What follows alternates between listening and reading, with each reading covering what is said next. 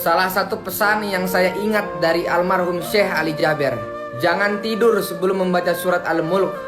30 ayat yang membuat orang diberikan syafaat selamat dari siksa kubur. Beliau ceritakan suatu saat beliau ambil air wudhu di malam hari, lalu sholat witir, lalu beliau tidur. Setelah itu beliau lihat dalam mimpi diri beliau sendiri di dalam kubur.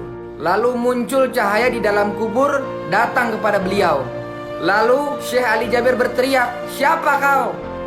Dan cahaya itu berkata, "Saya surat Al-Mulk, Tabarakalladzi biyadihil mulk." Beliau di malam itu lupa membaca Al-Mulk, lalu terbangun dari tidurnya dan langsung mengambil air wudhu dan kembali membaca surat Al-Mulk. Lalu beliau tidur kembali. Beliau katakan, "Tolong sampaikan pesan ini, jangan tidur sebelum membaca surat Al-Mulk, karena kita tidak tahu kapan saatnya menghadapi kematian." Jangan di skip, ambil pelajaran dari kisah ini. Masih ingat Freddy Budiman, bandar narkoba kelas kakap yang selundupkan jutaan butir ekstasi? Atas perbuatannya, jaksa memvonis Freddy dengan hukuman maksimal eksekusi mati. Tapi Allah masih sayang sama beliau. Allah siapkan rencana akhir hidup yang baik untuk beliau. 2 hari sebelum dieksekusi mati, beliau hatam Quran 7 kali dalam sehari. Lalu Freddy minta izin kepada kejaksaan sebagai permintaan terakhirnya. Yang pertama, tolong izinkan saya pada saat sebelum ditembak mati mengucapkan kalimat La ilaha illallah Muhammad Rasulullah. Yang kedua, tolong mata yang ditutup kain hitam dibuka, karena saya ingin melihat dosa-dosa saya yang terlalu banyak. Dan semua permintaannya dikabulkan. Betapa bahagianya almarhum meninggal dunia dengan penuh persiapan. Teman-teman, kita semua juga sama. Sudah Allah vonis mati, hanya belum tahu waktunya kapan. Dunia tak lagi bercanda. Ulama-ulama satu persatu Allah sudah panggil. Bencana mulai berdatangan. Perpecahan di mana-mana. Teman-teman, akhir zaman hampir selesai. Sudah sampai mana persiapan kita menghadapi kehidupan yang gak ada ujungnya? Sudah siapkah kita menghadapi fase kubur, mizan, mahsyar, surga atau neraka?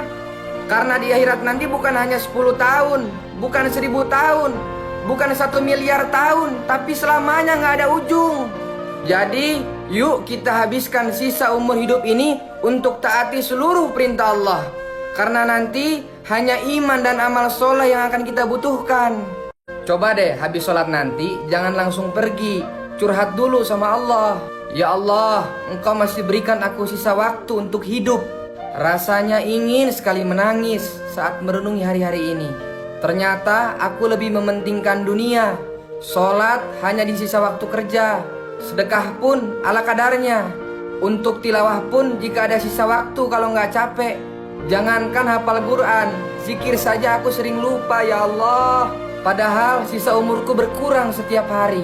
Ya Allah, tolong panjangkan umurku dan berikan aku kekuatan untuk perbaiki semuanya. Ditulis dari aku kepada aku. Ketika sudah berada di alam kubur, orang-orang berkata, "Wahai Rob kami telah melihat dan mendengar, maka kembalikanlah kami ke dunia, kami akan mengerjakan amal soleh." Ulama katakan, walaupun mereka minta dikembalikan ke dunia hanya 1 detik, walaupun mereka menangis sampai air mata habis keluar darah habis keluar nanah, sesungguhnya Allah tidak akan kembalikan mereka ke dunia walau hanya 1 detik. Karena ketika sudah di alam kubur, Allah tampakkan ganjaran setiap amal yang kita kerjakan di dunia ini sebesar apa. Sehingga semua orang kaget dan menyesal, ingin kembali ke dunia untuk beramal walau hanya 1 detik. Sebelum itu terjadi, mumpung kita masih di dunia, manfaatkan setiap detik di hidup kita untuk taat sama Allah. Karena 1 detik kita di dunia saat ini sangat berharga untuk mereka yang ada di kubur. Heran, masih ada orang yang ngomong, santai aja lah, umat muslim ini mau buat dosa sebanyak apapun, toh ujung-ujungnya masuk surga. Hey bro, yang baik hati dan tidak sombong, sini gue kasih tahu. Emang bener, ujung-ujungnya masuk surga. Pertanyaannya, emang lu tahu berapa lama dicuci di neraka? Emang lu kuat? 1 hari di neraka sama dengan 1000 tahun di dunia. Api neraka itu 70 kali lipat lebih panas dari api dunia. Makanannya buah zakum, lelehan logam yang mendidih di dalam perut. Minumannya hamim, air mendidih yang membuat usus terputus saking panasnya. Tiada hari tanpa menerima siksaan. Yakin sanggup? Nggak usah marah kalau ada teman kamu yang datang pas ada butuhnya doang. Karena perlakuan kita ke Allah pun sama. Kita datang ke Allah pas ada butuhnya doang. Coba deh belajar, mulai dari sekarang deketin Allah nggak peduli kondisi kita lagi seneng atau susah. Kalau lagi susah, sabar, minta pertolongan sama Allah. Kalau lagi senang, syukur, karena itu pemberian dari Allah.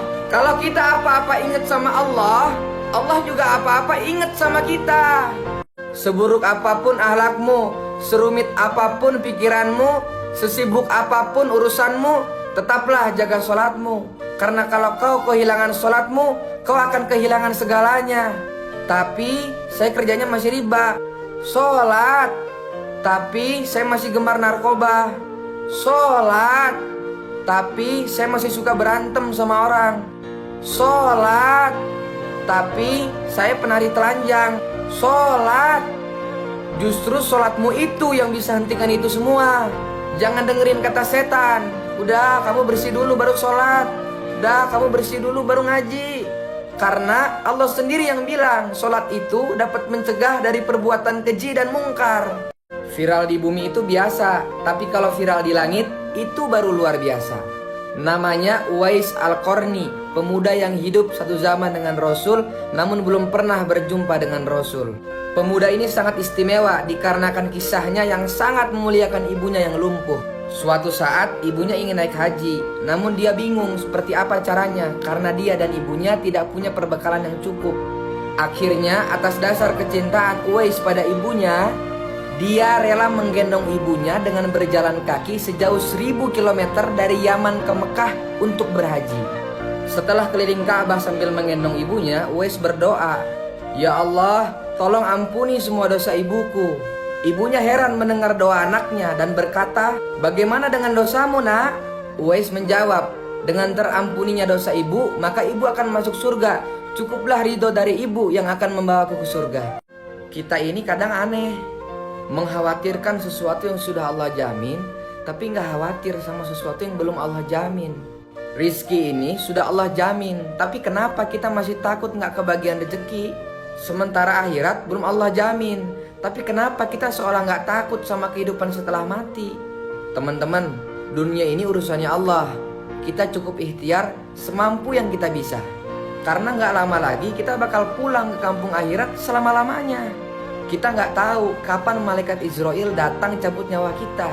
Bisa besok, bisa lusa, bisa minggu depan. Maka sekarang buat komitmen dengan diri kita sendiri bahwa sisa umur hidup ini akan kita gunakan untuk taati seluruh perintah Allah.